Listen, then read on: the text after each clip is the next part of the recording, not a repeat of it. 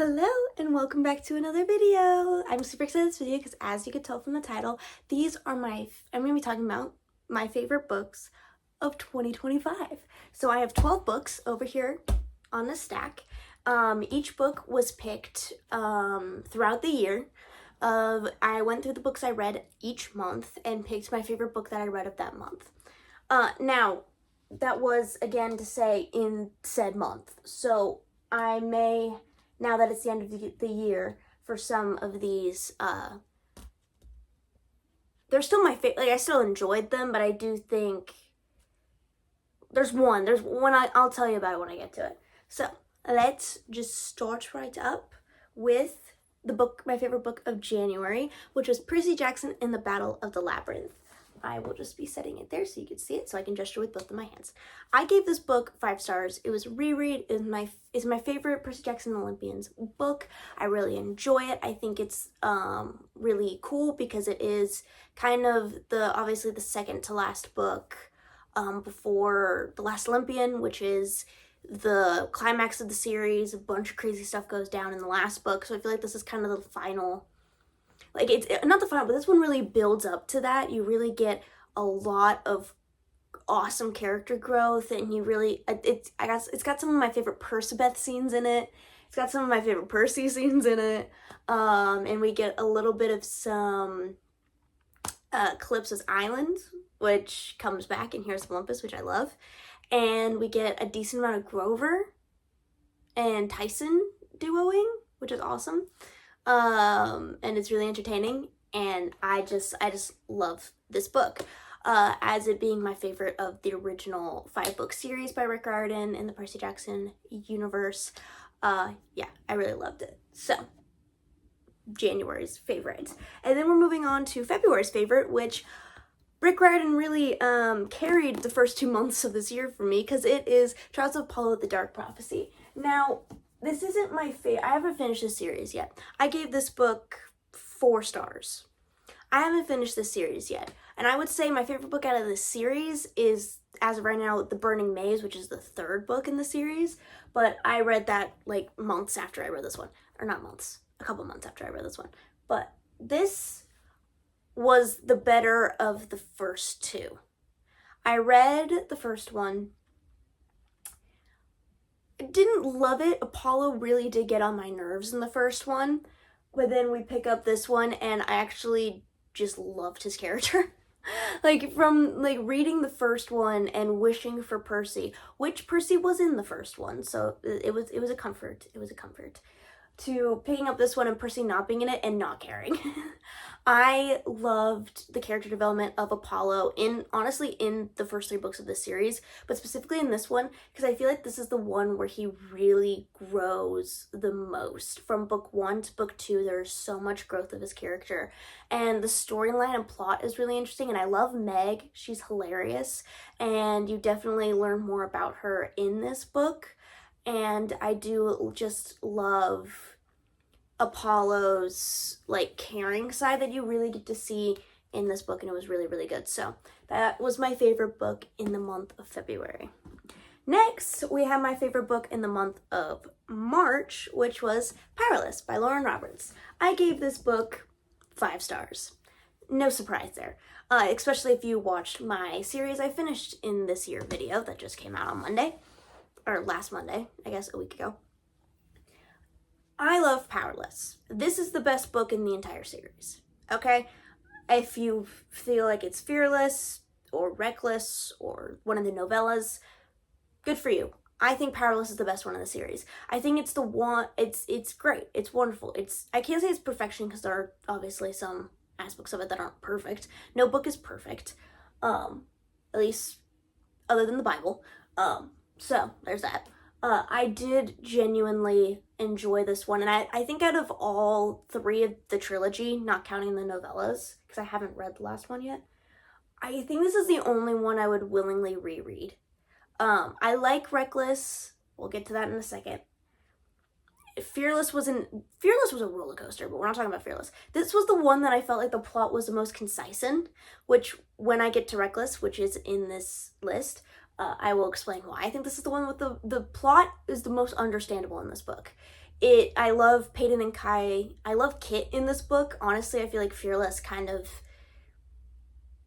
messed up his character like he was pretty decent in Reckless for like the snippets we get of him, but I feel like Fearless would bruh. Fearless, I definitely think Fearless messed up his character. I really like him in this book, and I guess that, again, I haven't read Fearful yet, so that may change my opinion on his character in Fearless, but Powerless, I love the characters. I love the simplicity of it. I feel like Powerless is very, with like plot-wise, not in a bad way, but it's very simple, easy to understand, quick to grasp, and I think that worked out very well in its favor for why this was one of my favorite books of the month. So, I said I gave this 5 stars, right? Yeah. Next, we have one of the, I feel like controversial in my opinion because this isn't my favorite book in the series, but it was my favorite book of the month of April, which I only read 4 books in the month of April, so there wasn't a whole lot to choose from. Arch Enemies, I gave this 4 stars. I will say it, come right out and say it. Renegades, the first book in this trilogy, is my favorite of the whole series. But sadly, Renegades was going up against quite a few books that I liked more. So it didn't make this list, but it is still an incredible book. I think I liked this one a little bit less than Renegades, but I liked it because, well, I have mixed feelings about this book, thinking about it again, because again, I read this in April, and I've read the whole trilogy at this point. I've had a lot of time to sit and dwell on it. I do still think this is a really good book. A lot of times in trilogies, though, the second book kind of divots, if you know what I mean. Like, the first book's awesome, and then, like, you get a little, like, boop, and then the third book's like, whoa, it's back. That's kind of how I felt about this book. It definitely was my best book I read the month of April. Thinking about the other 3 books I read in April, this is definitely the best one. I really enjoy Nova and Adrian's relationship in this book, because it really does start to kind of blossom. I didn't love that this book was this long. I feel like we could have wrapped up at least somewhat of the plot of this book in less than however long this book is. And this is the short one. And I still felt it was too long. But that may have just been me personally. I love how I'm ripping on a book that's considered one of my favorites of the year. Again, it is still a really good book. I 10 out of 10 recommend this series. This one just wasn't as good as Renegades, but it was the best book in the month of April. So, yeah. And then we have May, which was The Queen of Nothing. I gave this 4 stars by Holly Black. This is the 3rd book in the Cruel Prince trilogy, which is right here. I really liked this book. I think out of the trilogy, this is probably my favorite. We get the most amount of Jude and Cardan in this book. We get incredible Jude moments, like her really coming into her position of power in this book. I really think this was a great finale, the great climax, the great ending to this trilogy, and I definitely want to read the other books that take place, like the Stolen Air duology and other books that takes place in the world of Elfheim, because I love it. It's a beautiful world. Yeah, I think this is probably the best one for Jude and Cardan moments, and definitely one of the better ones, like just like a great ending, which I can't say that for quite a few of the trilogies I've read this year. There's quite a few endings of trilogies that I just didn't love. This had a really decent ending, so that's why I gave it 4 stars. It was my favorite book in the month of May. Now we're on to June, which here's the one that Reckless, gave 4 stars. I actually gave 5 stars in the moment. Looking back on it, I changed it to 4.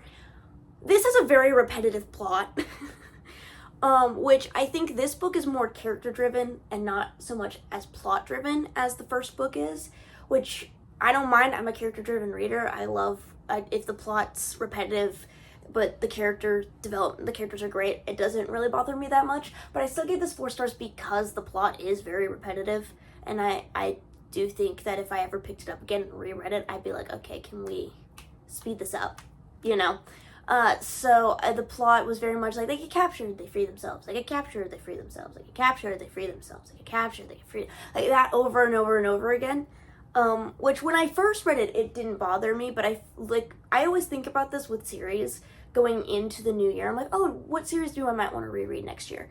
And I'm like, I don't know if I'd want to reread the whole of Powerless. I feel like I kind of just want to read the first one, but that may be because Fearless really just wrecked me. I don't know. But it's a good book. I do recommend this trilogy. I think it's really good. I do think that this is probably, in a lot of people's minds, the weaker of the three, which I don't disagree. It's not horrible, but it is just, it's the shortest. It feels like a filler book, to be completely honest. So just do with that information as you will. It's still a good book. I do still recommend reading it. I just, maybe in the mood I'm in right now, I just don't feel like rereading that. Next. Ooh, this book. We're into the month of July, where I read The Ballad of Never After by Stephanie Garber. This is the second book in the Once Upon a Broken Heart trilogy, and I gave this book 5 stars. This is the best book in the whole trilogy. Okay? Don't whoa, I just went southern there for a second. Whoops. You can't fight me on this, because you can't. It is the best book in the entire trilogy. It is my favorite Stephanie Garber book. Okay? It is so good. 5 stars. I love Jackson Evangeline in this book. I feel like Evangeline grows a decent amount in this book. We're not going to talk about how that's completely reverted in the third book, but she grows so much in this book. And I love chaos, and I love just his character, and I love finding out so much more about him. And he's such a funny character. Very entertaining. I would 100% reread this book. I don't love the first one. I think I would just skip directly into this one and reread it. This was so good, and we didn't have any Apollo. Apollo was good. Well, we had a bit of Apollo, but not as much as in Curse for True Love. This was amazing. 5 stars. Loved it. 10 out of 10 recommend this trilogy, to be completely honest. But this book is the best. Next, we have probably one of the most on this list, underrated books that I don't get seen talked about enough, and that is Wings of Starlight by Alison Soft. I gave this book 4 stars. It's, to explain, because I don't feel like many people know what this book's about, it's a prequel to the Secret of the Wings Tinkerbell movie, about Queen Clarion and Mallory. So if you grew up watching Tinkerbell like myself and watched that movie, and their chemistry was palpable, even for a 5-year-old, and their story wasn't fully fleshed out, like, obviously you know that something happened because it's mentioned. This is what happened. This gives you the backstory of what happened between Queen Clarion, or Clarion because she's not quite queen yet until the end of the book, and Mallory, the Lord of Winter. A Warden of Winter, technically speaking. And it is so good. Like, no, I knew what the ending would be, obviously, because I've seen the movie that this is a prequel to, I guess. It was so good. It filled that childhood need to know what happened between these two when I was a kid, and it was full of just nostalgia, and getting to read about a world that I loved so much as a kid was so great. So if you were like me and really wanted to know what their story is, pick up this book. I feel like it's severely underrated. I didn't even know it was a thing until this year, so I do 10 out of 10 recommend this book. It was really, really good. Next, we have Skyward by Brandon Sanderson, my first Brandon Sanderson book, and I chose to read his sci-fi book. For a guy who's very well known for his fantasy novels, I picked the sci-fi one. I gave this one 4.5 stars. I really loved this book, and I cannot wait to read the next one, which I do have. Most likely that'll be in the new year. And this book's so good for a sci-fi that oh my word, Brandon Sanderson and his world building. I would like to learn from that man about world building for my own books, because this was so fleshed out of world building that everything made sense. And a lot of times in sci-fi, well, not everything, there's some things were over my head of like, okay, this is just science. For this space world that these characters are in. I love this book. I think Spensa, aka Spin, is a great character. Her character growth from the beginning of the book to the end is wonderful. The plot twist. Insane. I love the side characters. In this book, the side characters stand out so much in this book. And if you love a cool rivals to possibly lovers, because I haven't read the second book yet, I picked this up.